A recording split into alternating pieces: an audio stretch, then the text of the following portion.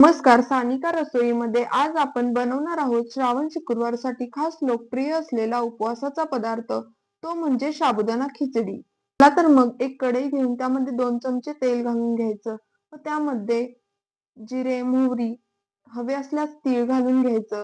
त्यानंतर लगेच आपण कढीपत्ता व लसणाची पेस्ट घालून घ्यायची.